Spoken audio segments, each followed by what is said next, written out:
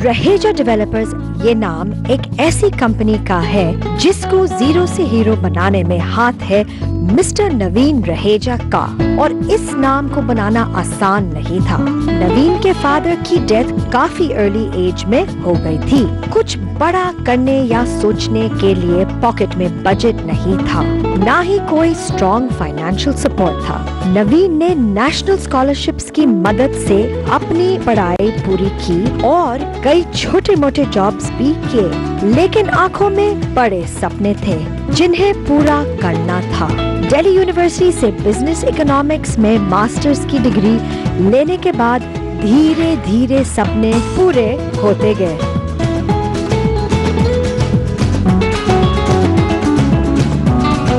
So let's catch up with Naveen Raheja of Raheja Developers. Truly a rags to riches story. Hello, मैं हूँ नीवा Jain. Welcome to Z Business and welcome to this very exciting episode of The Big Idea.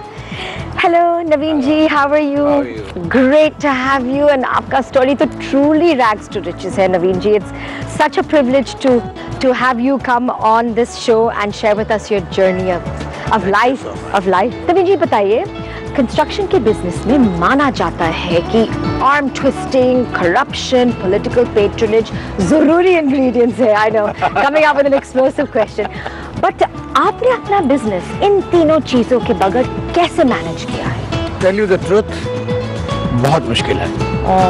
बहुत मुश्किल होती है और बहुत pen भी होता है। ट्रुथ तो ये है, आपको अगर बिल्कुल ठीक काम करना है तो काम तो होता है, लेकिन काम टाइम लेता है। आपको समझाना पड़ता है, लोगों को कन्विंस करना पड़ता है, और डायरेक्टली और इनडायरेक्टली आपको उनको इस तरीके से मैन्यूवर करना पड़ता है कि वो आपके काम को करते हैं।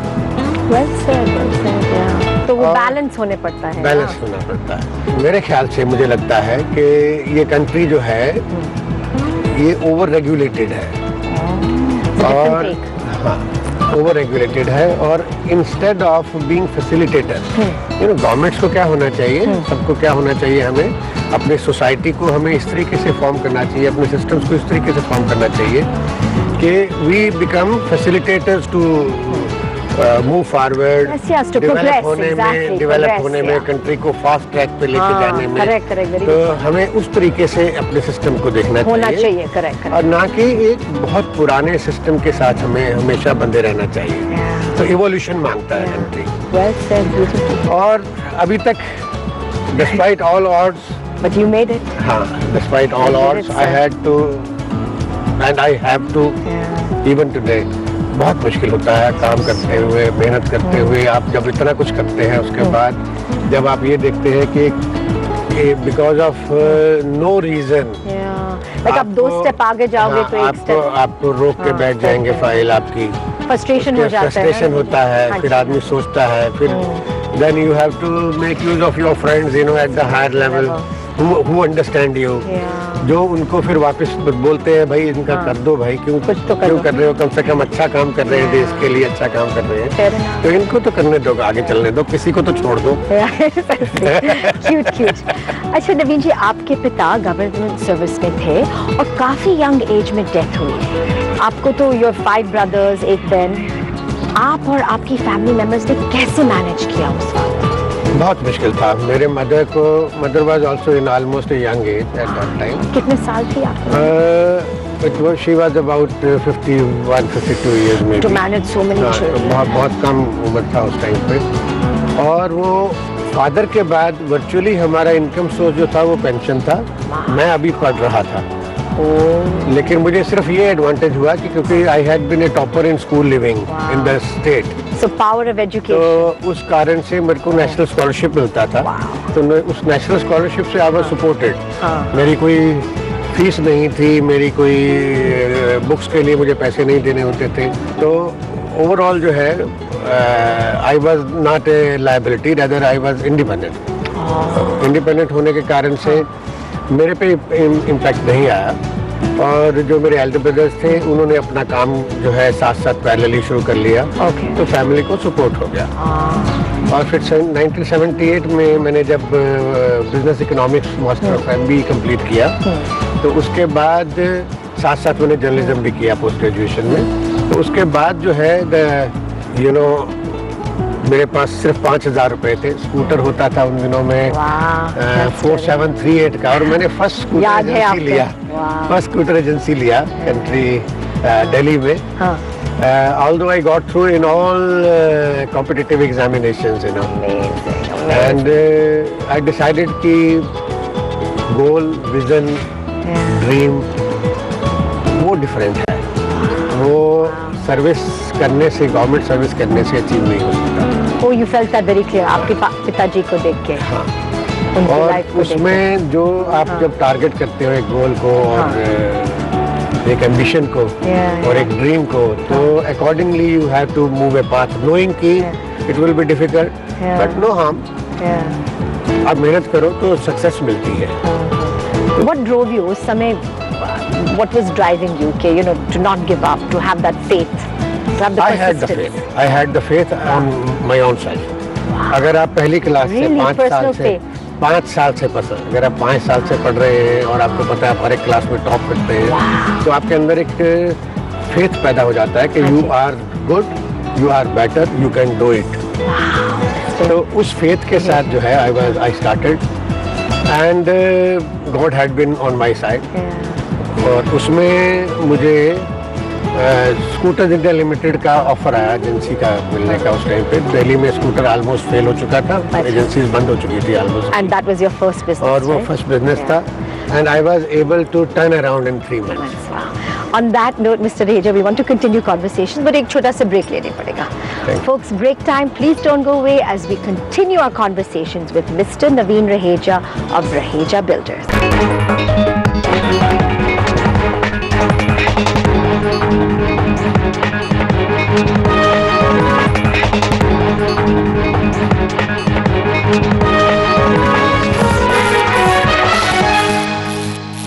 ब्रेक के बाद फिर से आपका स्वागत है as we continue our conversations with Mr. Naveen Raheja of Raheja Developers. Naveen ji, you were sharing the story of आपके पहले बिजनेस जो थे स्कूटर्स में, और 3 महीना के बाद सक्सेस हुआ, बट आपकी करियर में आपने काफी अलग अलग बिजनेसेस में काम किया है और हाथ लगाया है। हाँ, स्कूटर उस टाइम के ऊपर जब when I took over it was hardly 1 or 2 scooter sale which turned around to 32-34। हाँ जी। 3 साल में I made good money. I did a complete turnaround with a lot of sales, increasing. But in the meantime, Scooters India Limited started giving more agencies क्योंकि profitable हो गया। तो फिर competition हुआ। उससे competition बढ़ गया। The scooter again came. You have to take care of the customer. हाँ, वो customer को जब आप ध्यान नहीं देंगे तो स्कूटर फिर गिरेगा, कोई भी commodity गिरेगी। Very good point. तो again the same fate came and scooter virtually failed once again। 1982 में आपने दूसरा बिजनेस एशियाड के during electronics colour TVs introduce हुए। अच्छा, आपने हाथ और I was the first one to take agency in Delhi for ECTV and Uptron TV. And I was able to cover that gap of falling scooter sales with the TV sales. So पहले में it worked well, like. तो उसी में हाँ. So I came into electronics simultaneously. Then I came into electricals also. You can say I started refrigerators also, scooters, everything. So एक चीज पूछा था, एक पैटर्न मुझे लग रहा है कि जो बिजनेसेस में आपने अपने हाथ लगाया, तो you were having the first mover advantage, literally. Always. Always. Wow. उसके बाद हाँ. And making use of that कि भाई फाइनेंस उस टाइम पे 36% पे मिलता था। My surplus money I started deploying in finance also। Installment payment के ऊपर commodities दे देना।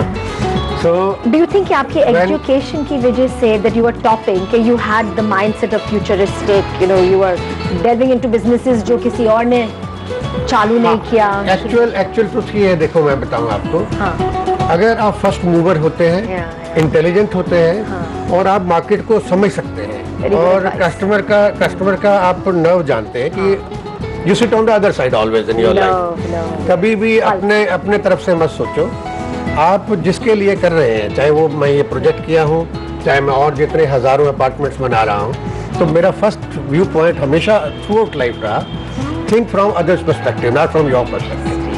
अगर आप दूसरे अपने पर्सपेक्टिव से सोचेंगे तो आपकी बात दूसरों को एक्सेप्टेबल होगी या नहीं होगी इसकी कोई गारंटी नहीं है। So as an entrepreneur आप बोल रहे हैं कि always think from the other person. From the other person's perspective, who is going to who you are dealing with. whom you are going जिसके to. साथ आप काम कर रहे हो, चाहे कस्टमर आप हो, उसके अंदर चाहे जाके बैठ जाओ। उसके दिमाग में अंदर जाके You go and sit in his sit in his head. and Wow. then start demanding, I Wow. want this from Mr. Raheja. Wow. And once you make up that frame of mind, you can never fail. You feel that has been the key component. I think that has been the key component wherever I success. did. लेकिन initially as I was not very much experienced, so I know. Tough times जब तो था. scooter, electronics और ये जो है, they were not able to keep pace with my with your thought process. with my thought process and growth. Then I gave a trial to I think almost all the businesses which were Really, possible during Mr. that Raheja? time, whether it was automobiles के बाद, whether it was electronics, whether it was import agency, whether it was idle project, Amazing. whether it was tours and travels, whether it was But सब चीज आपने अपने हाथ लगाया पूरा so I पाए did everything just to see that what is better and came accidentally on investing on real estate. Okay. नहीं but इससे पहले आपसे पूछना है रियल एस्टेट से पहले पैसा कहाँ से आया ये सब बिजनेसेस करने में? I mean you know you couldn't have been making that much money. नहीं जब आप जो मेरी मेन लाइन से मैं कमा रहा था हाँ जी.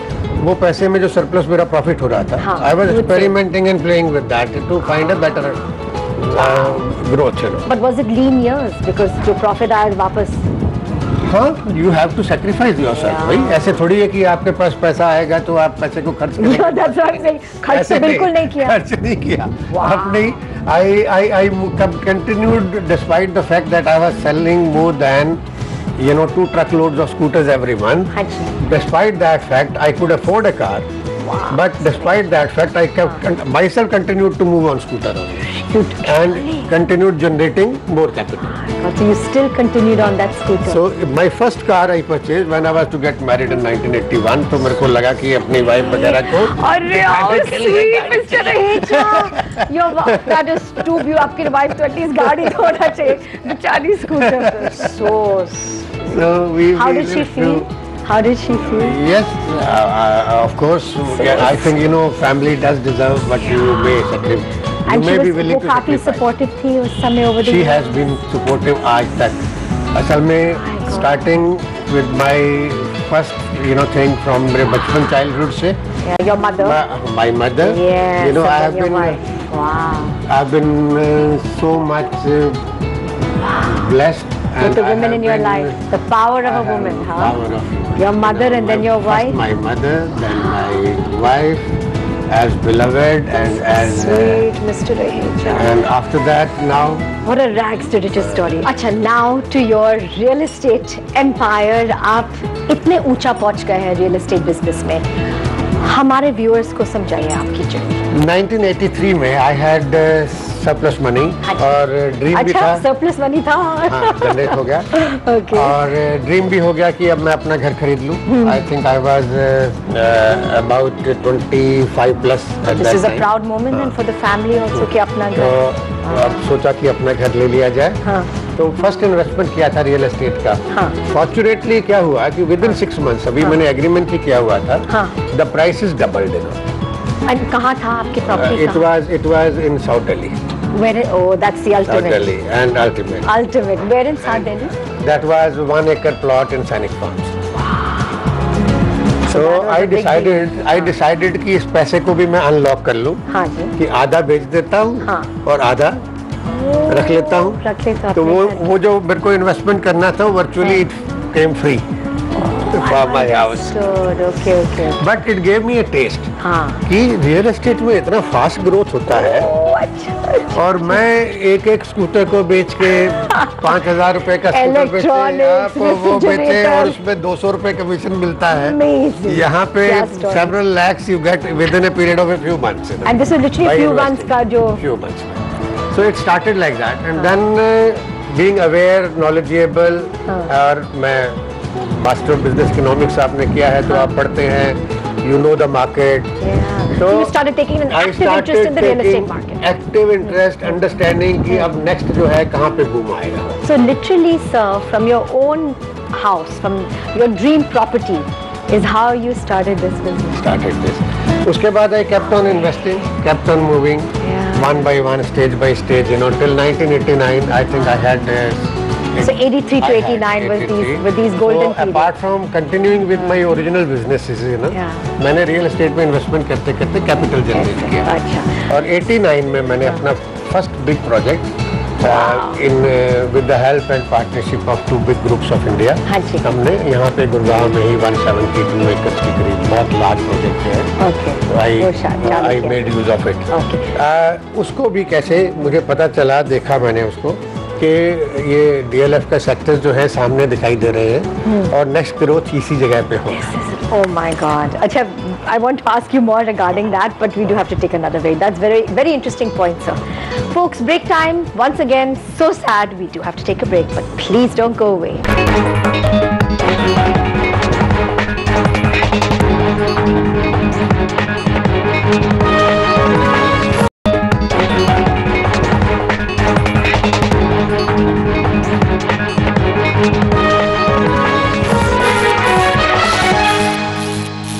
ब्रेक के बाद फिर से आपका स्वागत है as we continue with Mr. Naveen Raheja of Raheja Developers.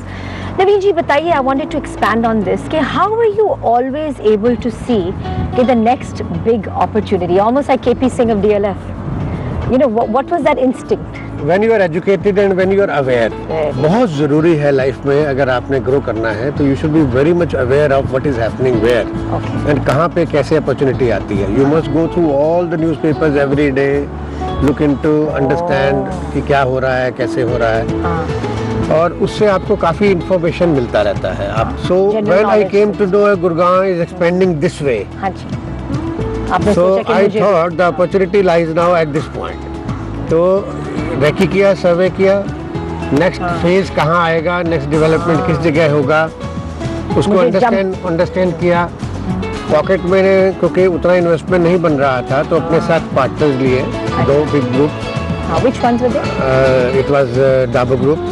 Oh, Dabur. And it was second one. Yeah, my friend Mr. Khemka, he was in Birla Group at which that time. अच्छा, okay, हाँ. तो उन्होंने invest कर लिया. उन्होंने 1/3 हमने आपस में करके. So they were silent partners. Because we thought they were not technical. हाँ. So we decided, we you, aggregated land, and then you know, in a short time, you know, the area in just 2-3 years, you know, area came under master plan. Correct. So there was no looking back. And then naturally there was appreciation there also. In the meantime, when I saw that working in partnership with people becomes very difficult because decision taking gets very slow. Oh, interesting. So in 1991, parallelly, I started my own business also. I started my own housing project in Nainital. Would you say that Nainital was your big fat break on your own? Yes, on my own. That was a great learning experience because again I'll say that I saw opportunity there. One of the good developers of that time, Regency Industries, I remember Limited. They launched a project in Nainital. The first day the ad came. The second day the ad came. The third day ad came with the flower. Thank you very much, we are overbooked.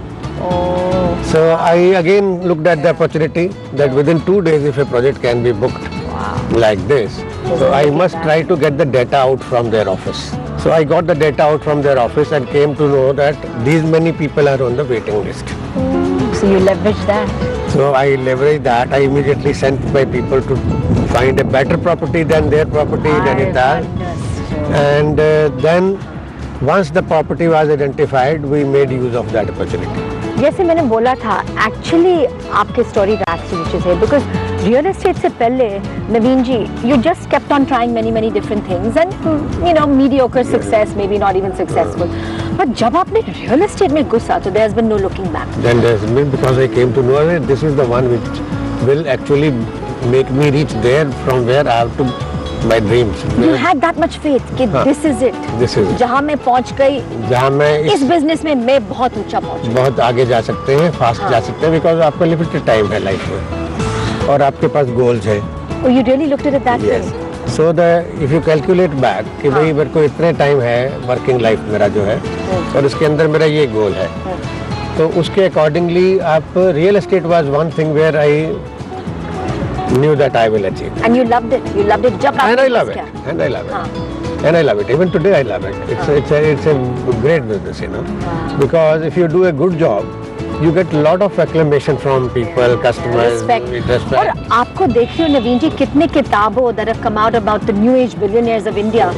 Your name is featured so prominently. इतने advice से लोगों मानते हैं, पूछते हैं आपसे, आपके business principles जो हैं. You stuck to your guns. How? Till now I've stuck to my guns. And I know that as long as you are doing good from your heart, as long as you are doing good to others only, from others perspective as I told you, तो कोई दिक्कत नहीं होता. क्योंकि जो दूसरों को चाहिए और जो सोसाइटी को चाहिए, जो कंट्री को चाहिए, आप उसके एंगल से काम करें. बिकॉज यहाँ इतना डिस्पैरिटी भी है और क्रिएट करो, फाइट करो. उसके लिए मेरे ख्याल से अभी भी बहुत सारी ऐसी अनफिनिश्ड टास्क हैं जो जिसके लिए I am devoted, I am working on that. बहुत मेहनत कर रहा हूँ मैं उस पर. और मुझे लगता है कि वो चेंज आ जाएगा, बहुत जल्दी आ जाएगा सब चीज़ों में चेंज.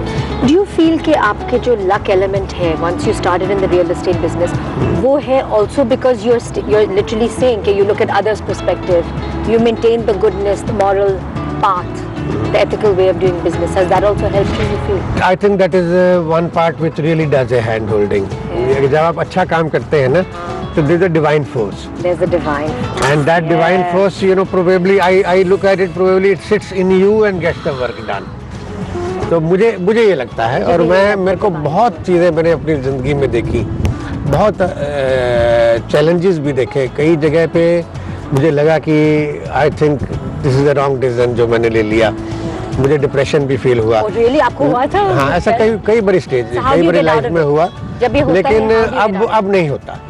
अब मैंने देखा कि वो जब वो मुझे लगता था कि ये काम खराब हो गया, गलत हो गया, spoiled so much of my investment and work unnecessarily.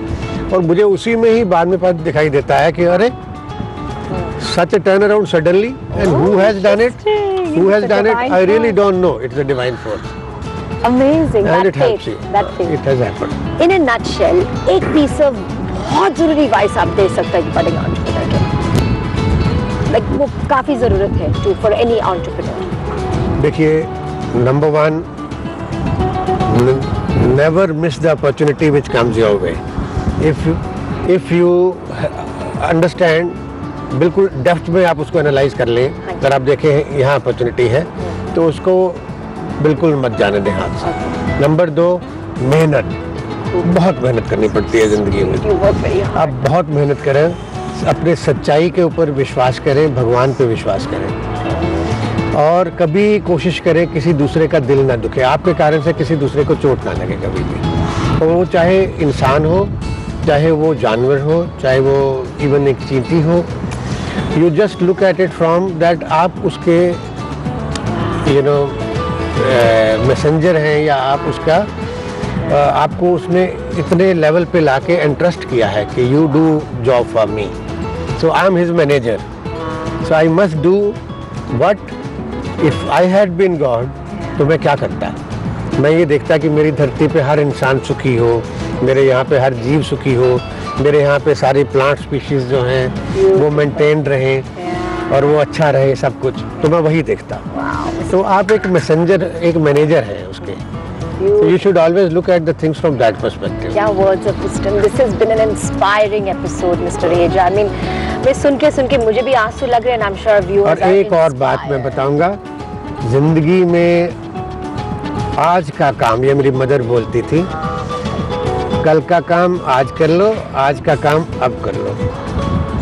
और अगर आप कहो तो मैं इसके ऊपर मदर की टोन में एक स्टैंजा गा भी देता हूँ. हाँ जी, गाइए.